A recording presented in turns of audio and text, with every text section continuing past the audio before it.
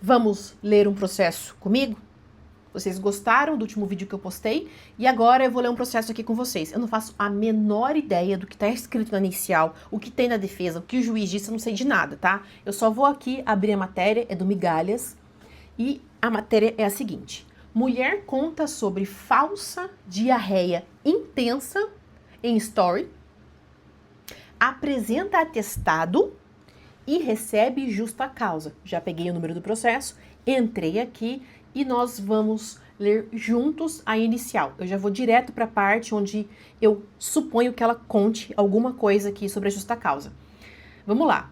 Ela diz: a reclamante desenvolveu durante o contrato de trabalho a patologia conhecida como dedo em gatilho. É quando o dedo fica dobrado assim, né? Caracterizada por dor intensa, limitação de movimentos e incapacidade funcional para o desempenho de suas atividades habituais. A enfermidade é amplamente comprovada por documentos médicos, incluindo a indicação expressa de encaminhamento para especialista em ortopedia diante da necessidade de tratamento específico e ausência de melhora clínica. Ok? Ela fala que a doença foi adquirida em razão do trabalho.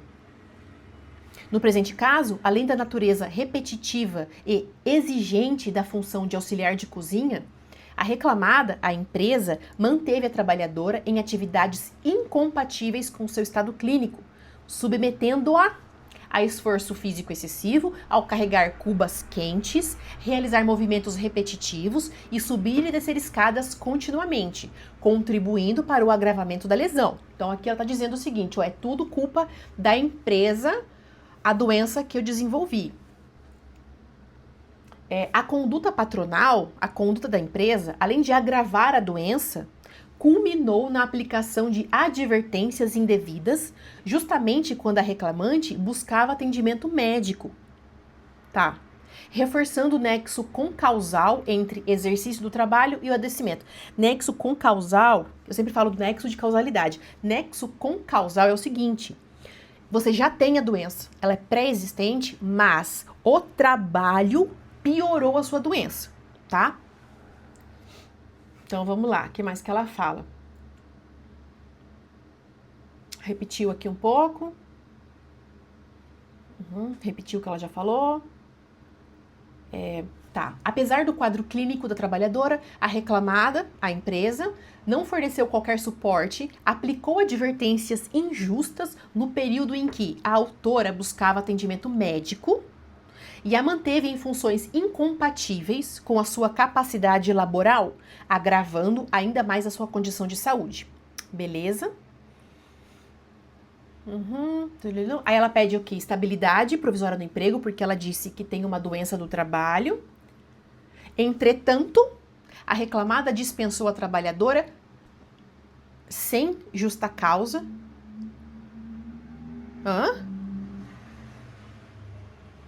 Não. Peraí, entretanto, a reclamada dispensou a trabalhadora sem justa causa. Foi por justa causa, ela disse lá no começo. Eu bati o olho e vi lá. Aí, entre parênteses, está justa causa indevida. Acho que foi um erro aqui, né? Sem exame demissional, sem encaminhamento ao INSS e sem observância do dever de proteção à saúde. Ela disse lá no começo que foi por justa causa. Eu vou voltar aqui.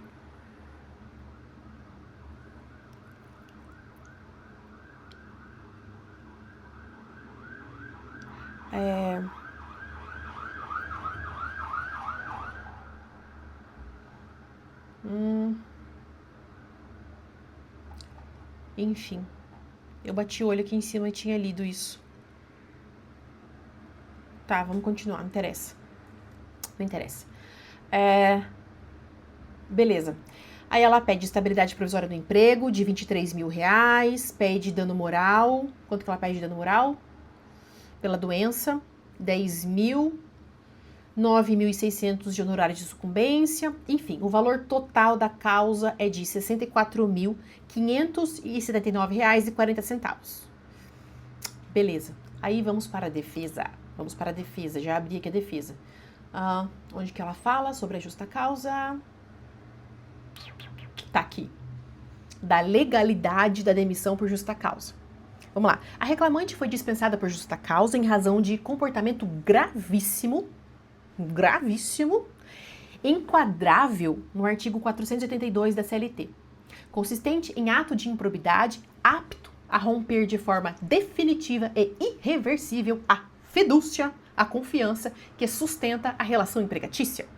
Desde logo, impõe-se ao juiz aqui o conhecimento preciso do contexto fático que ensejou a ruptura contratual, pois somente a partir da análise integral e encadeada dos acontecimentos é possível aferir a absoluta correção da penalidade aplicada.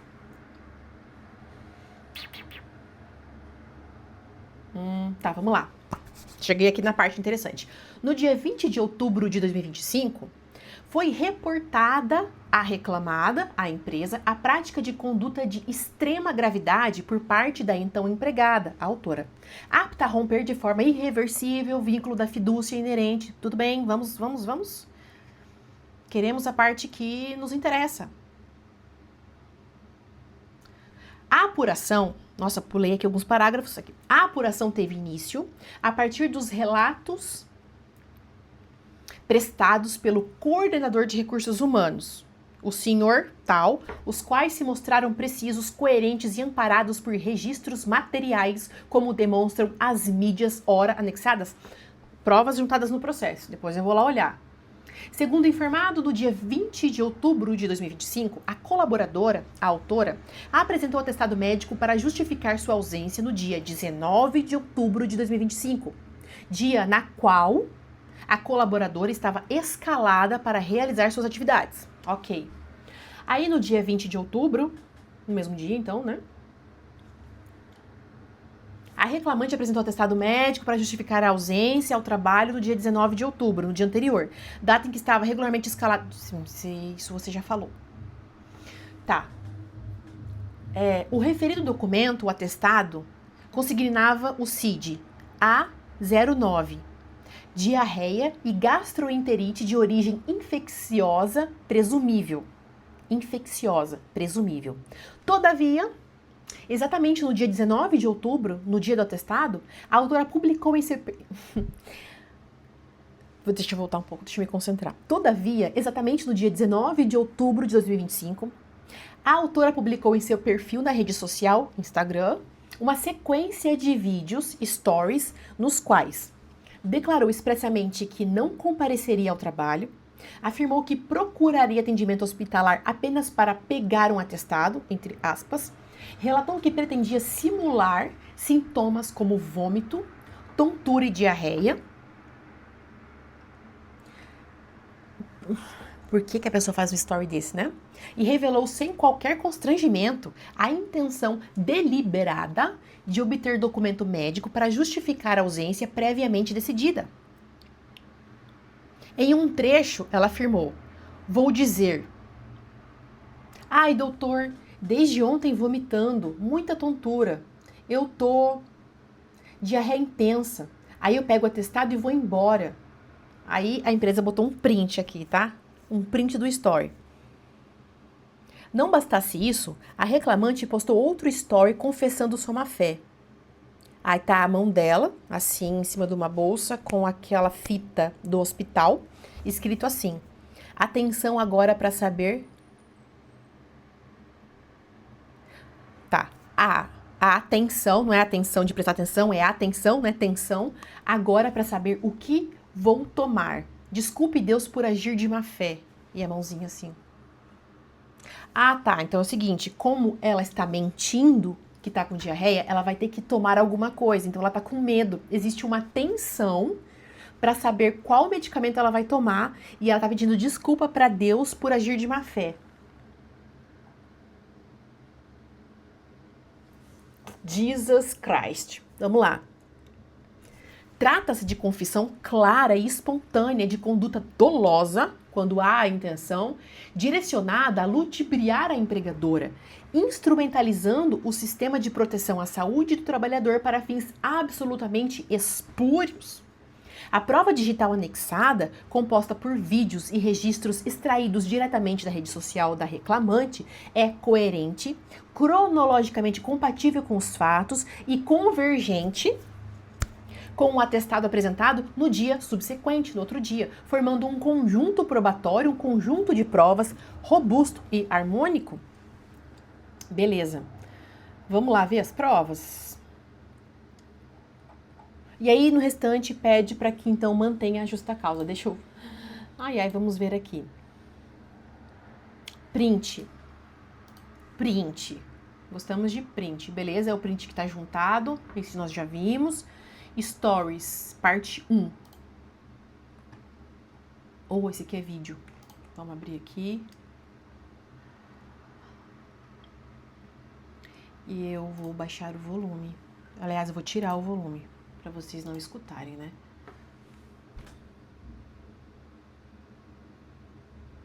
Tá escrito assim, ela está falando e tá escrito na tela o seguinte. Eu não vou pôr aqui, também não vou escutar, porque eu deixei sem volume, tá? Gosto da empresa, mas quando eles pegam no nosso pé, é babado. Tudo é advertência para lhe demitir por justa causa.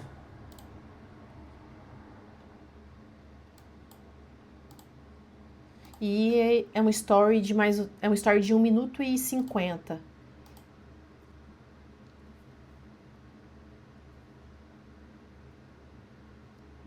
Aí ela escreve no final, coragem agora para ir no hospital, e coloca um emoji de seringa.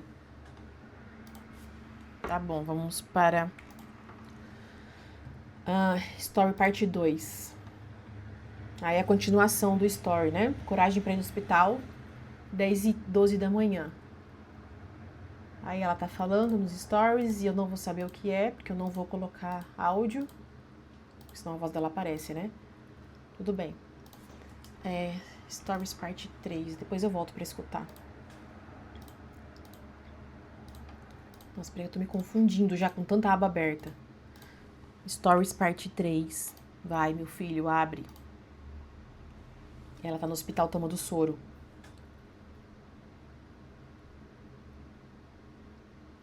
Ela tomou soro? Ela foi até o fim na mentira dela. Segundo aqui, né, a defesa. Não tô falando nada. Também não sei qual é o veredito. Aí tive alta. Aí ela tá comendo um lanchinho, tomando uma coca. Beleza. Beleza.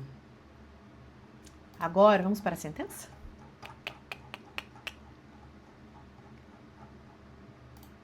Ai, meu pai amado. Sentença.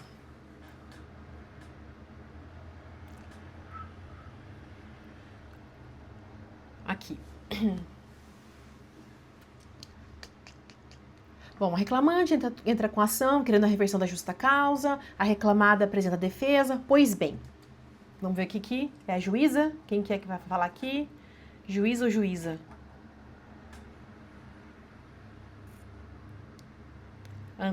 Juíza. Tá. Tô curiosa.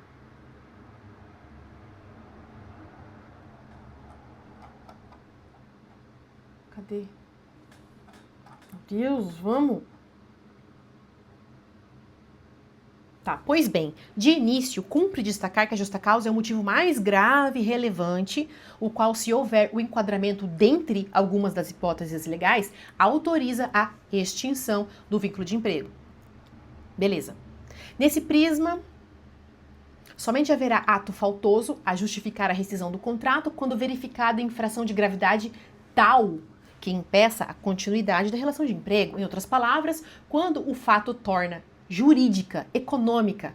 Não, volta. Em outras palavras, quando o fato torna jurídica, econômica ou moralmente impossível a manutenção do vínculo, deve-se, então, demitir por justa causa. Vamos logo para a parte que ela fala? Isso. Pronto. No caso dos autos, a reclamada desincumbiu-se a contento do ônus probatório que lhe incompetia. Nossa, isso aqui é para dizer o seguinte, tem que provar, tem que trazer prova no processo do porquê você demitiu por justa causa. Então aqui a juíza disse, trouxe bastante prova. A prova documental, composta pelos vídeos do perfil da própria reclamante na rede social Instagram e pelo respectivo registro, revela que a trabalhadora anunciou publicamente a intenção deliberada de simular sintomas para obter atestado médico e pretender justificar a sua ausência no trabalho. A transcrição dos trechos dos vídeos publicados pela reclamante no dia 19 não deixa margem a interpretações dúbias. Não existe dúvida com relação a isso. Ao afirmar, vou dizer, ai doutor, desde ontem vomitando, muita tontura, eu tô diarreia intensa, aí eu pego o atestado e vou embora. A reclamante revelou publicamente o planejamento deliberado de induzir o médico a erro mediante relato falso de sintomas para obter documento que amparasse sua ausência ao trabalho já decidida de antemão. Por quê? Gente do céu, mas por quê? Gente do céu. Por quê, meu pai? Mas por que me faz um negócio desse, né? A confissão extrajudicial, é claro, foi uma confissão obtida fora do processo, então é extrajudicial. A confissão que ela fez nos próprios stories. Cadê? Aqui. A confissão extrajudicial é clara, espontânea e livre, não havendo qualquer elemento nos autos que indique adulteração, montagem ou contexto diverso do que se depreende da leitura direta das declarações. Vamos continuar. A conduta anunciada materializou-se quando a reclamante efetivamente apresentou à empregadora o atestado médico. Então, ela estava com uma intenção. Uma coisa é ela ter feito os stories, ela tem a intenção. A materialidade, aquilo realmente aconteceu quando entrega o atestado para a empresa com o CID, diarreia e gastroenterite infecciosa. Beleza? Registre-se ainda que o referido atestado diz respeito à afecção de natureza gastrointestinal, nenhuma relação guardando com a patologia denominada dedo em gatilho, invocada pela autora a título de doença ocupacional. Lembra lá no começo que ela disse que tem essa doença por conta do trabalho? Só que o atestado médico não tem nada a ver com o dedo no gatilho. Dedo no gatilho não, dedo em gatilho. Bom, corrobora esse quadro o relatório de sindicância interna. Então, a empresa fez uma sindicância, um procedimento interno pela empregadora aqui, no qual se apurou que foram identificadas publicações das redes sociais da colaboradora, nas quais ela menciona ter procurado atendimento médico apenas para obter um documento que justificasse a falta ao trabalho sem aparente necessidade clínica.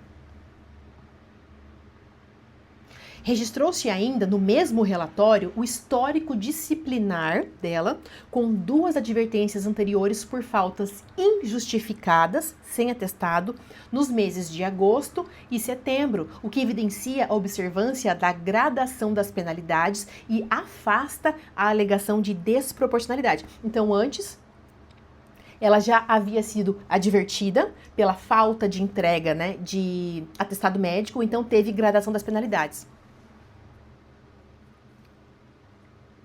Vamos lá. Anoto ainda que a autora dos vídeos Anoto ainda que a autoria dos vídeos é fato incontroverso dos autos. Não tem o que se discutir. A reclamante, em sua réplica ela apresenta a inicial, a empresa contesta, aí a autora, ela pode o quê? Contestar a contestação. Ela vai ler a contestação e vai se manifestar da defesa. Isso se chama réplica, tá?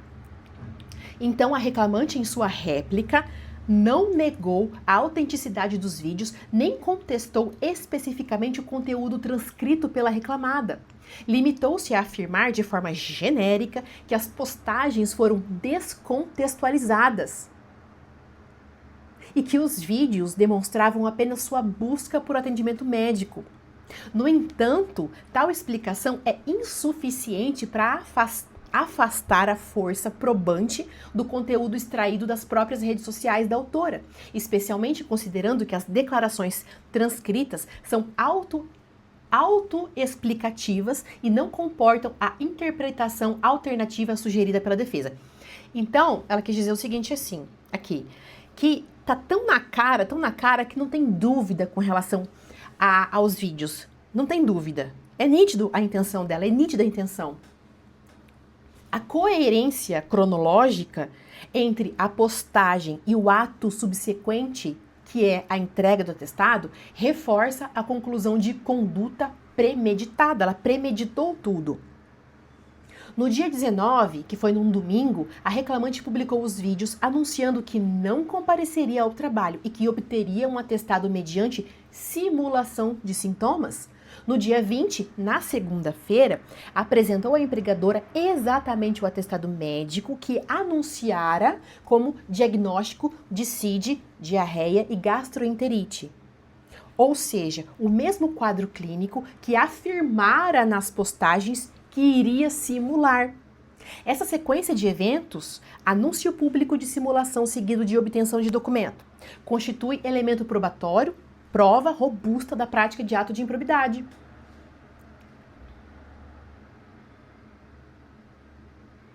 Observe-se que a reclamante alegou que inexiste prova de falsidade do atestado médico. Todavia, então o atestado médico realmente é verdadeiro, tá? Observe que a reclamante alegou que inexiste prova de falsidade. Todavia, a caracterização do ato de improbidade no presente caso não depende da demonstração de que o atestado é formalmente falso, como um documento materialmente adulterado ou emitido por profissional não habilitado. A improbidade reside na conduta da empregada que, ao relatar sintomas que sabia não estar sentindo, induziu o médico a erro para obter documento que amparasse sua ausência injustificada. Ela quis dizer o seguinte, que o atestado médico é verdadeiro.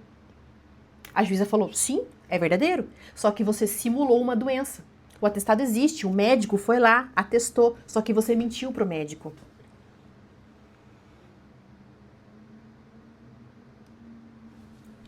A simulação de enfermidade para a obtenção de atestado configura por si só conduta ímproba, independentemente da validade formal do documento perante o CRM ou sistema de saúde. Pois é, e aí manteve a justa causa mantida. Aí o pedido dela de estabilidade improcedente,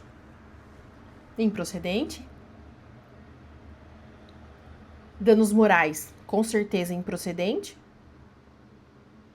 litigância de má-fé. A defesa requereu a litigância de má-fé, mas julgou improcedente. Não condenou a autor em litigância de má-fé.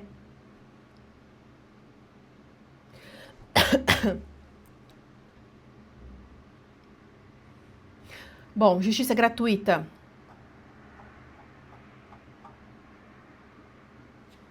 Ok. Justiça gratuita, honorários do advogado também condenou em 10%, mas não vai pagar. E é isso. Temos o quê? Temos um recurso?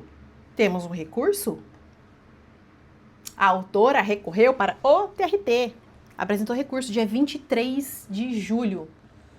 Agora, a empresa vai apresentar contrarrazões, que é a defesa no recurso, e esse processo vai para o TRT, se tiver tudo certinho aqui, né?